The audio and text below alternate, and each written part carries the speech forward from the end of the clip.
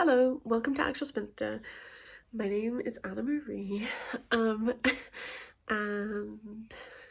yes, before I get into the video, there is a link in the description box to a GoFundMe to help Ala and her family whilst they're in Gaza. If you could check that out, I would be grateful. Today's video is a January reading wrap up. I did kind of have plans for January reading and some things on my autumn winter TBR that I wanted to get to. I don't think I got really to any of those.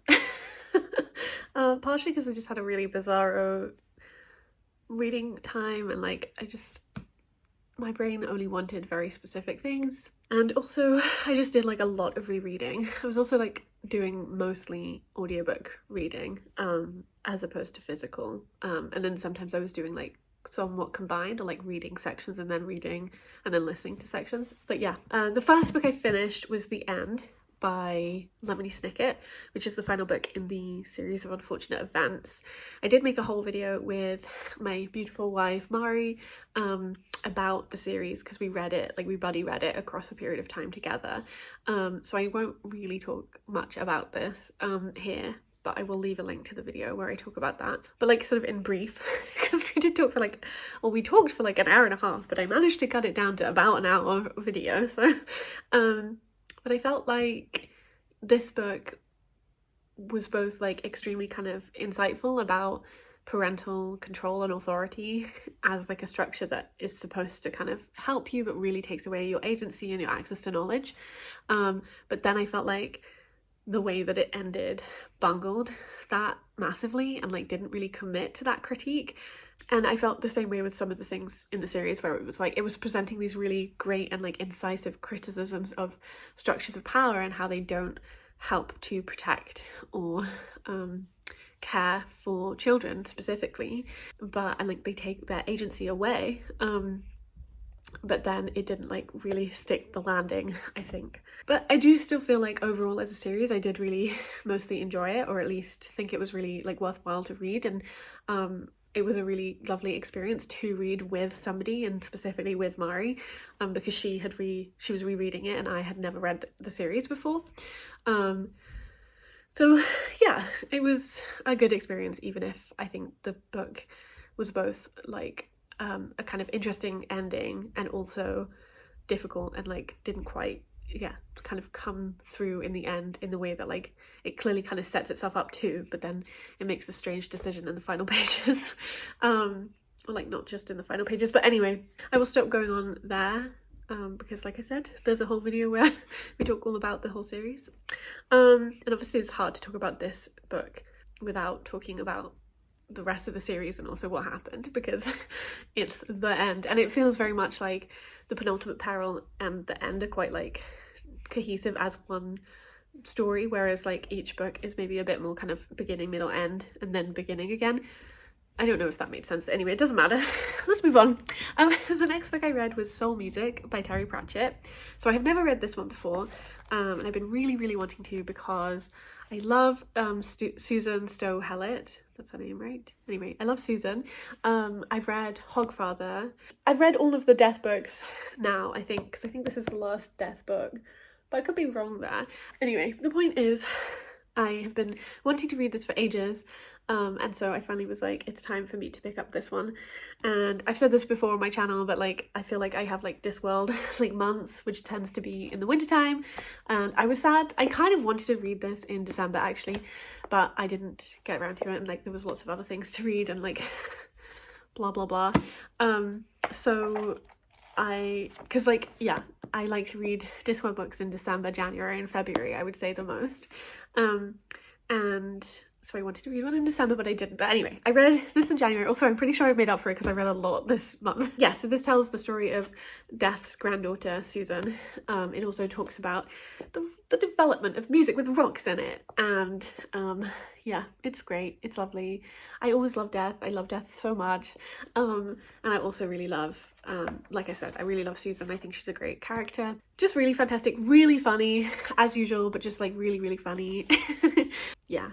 I love Terry Pratchett a lot.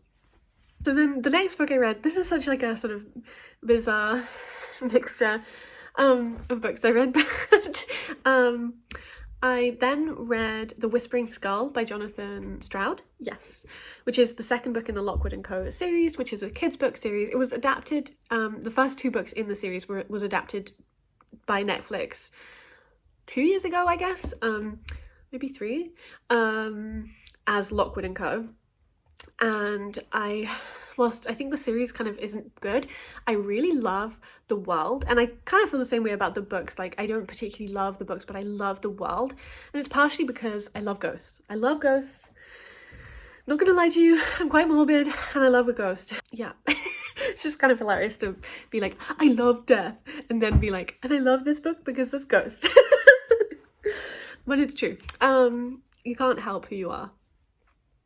And I think that this was fine. I feel like these are quite solid children's books, I would say, even if maybe there's some things that I don't really like, and there's definitely some like classic kind of kids book fat phobia where I'm just like, shut up. Really great literary criticism there. Shut up. Honestly though, it's a mood.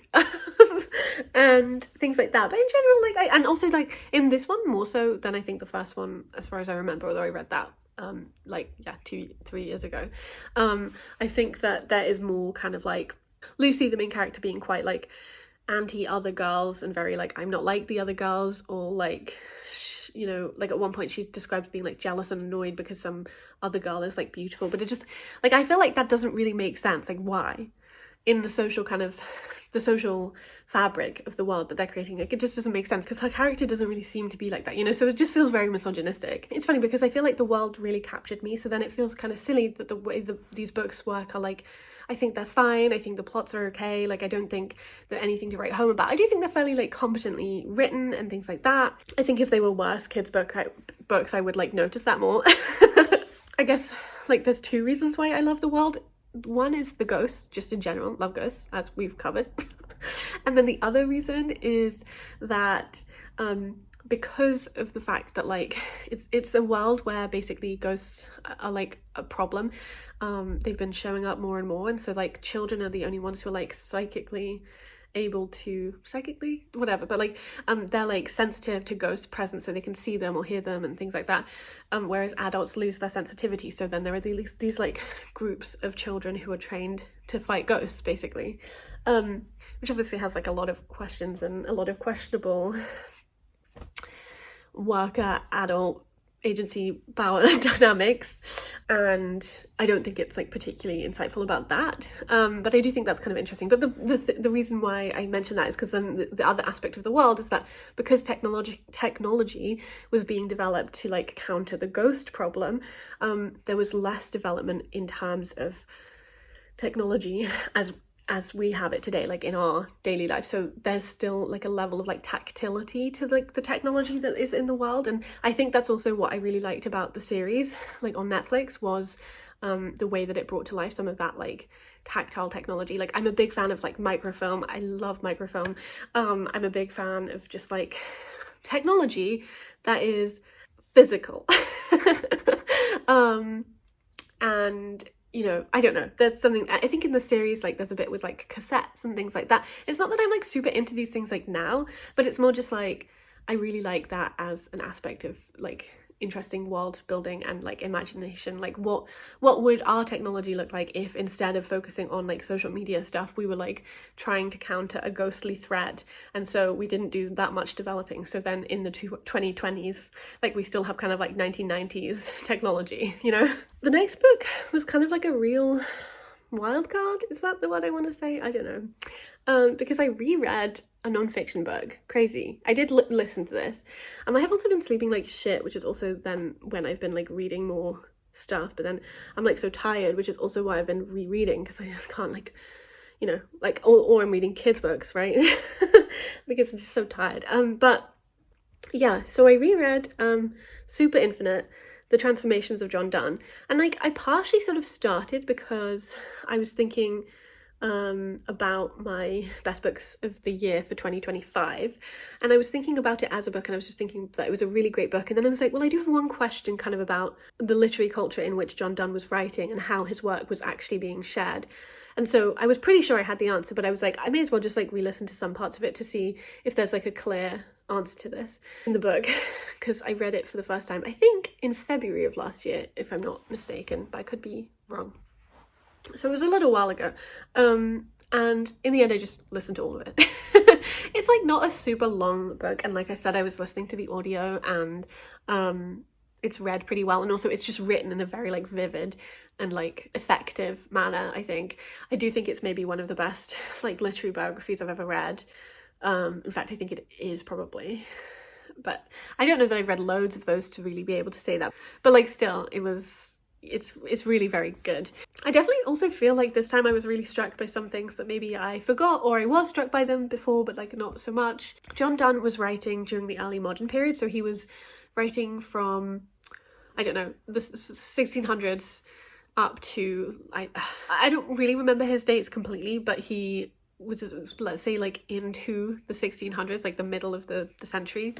And he had like a really interesting and kind of mix of different kinds of writing that he was doing and different careers, and that's one of the reasons why he's very intriguing, because he is known in some circles for his like love poetry. He's like very intense, like erotic and sexual and just like bodily poetry about women, and then also he became like the dean of St. Paul's Cathedral, so he became like the person who gives sermons. He became like a priest, like in the Church of England. Like he also originally was born into a Catholic family, and he converted out of that as part of his life too.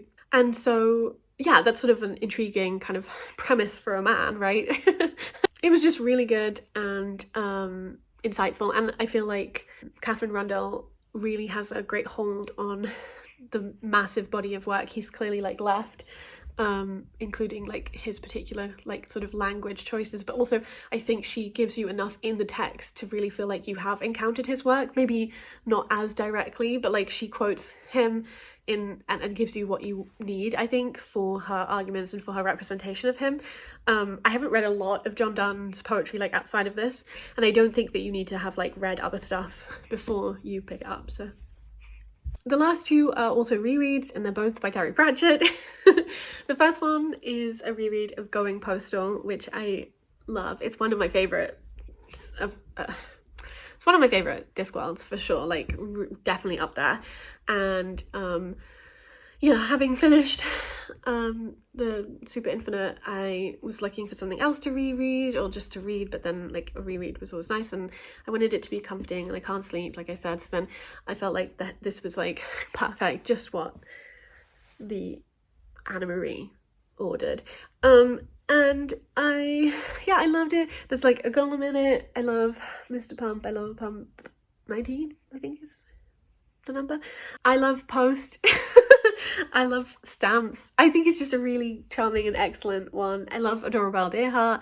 I think yeah, it's just great, and I really need to read more of the like series that has Moist von Lipwig, who's the main character in this, in it. Basically it's about this person who's like a criminal, he's a con man, and he is like hung, and then he's like given, after he's hung, he's given the option to run the post office by the like patrician / authoritarian of Ankh-Morpork, which is like the major city in Discworld, and you know, it's just about his attempts, his desires, his conning.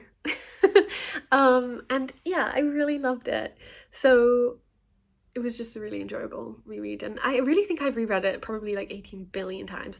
I have the audiobook of it, read by Tony Robinson, so that's the one that I listen to all the time. And I found it in a charity shop, like maybe when I was like 17 or 18 or something, and then I like uploaded it onto my iTunes library, and that's what I listened to. Yeah, so just really wonderful, excellent book.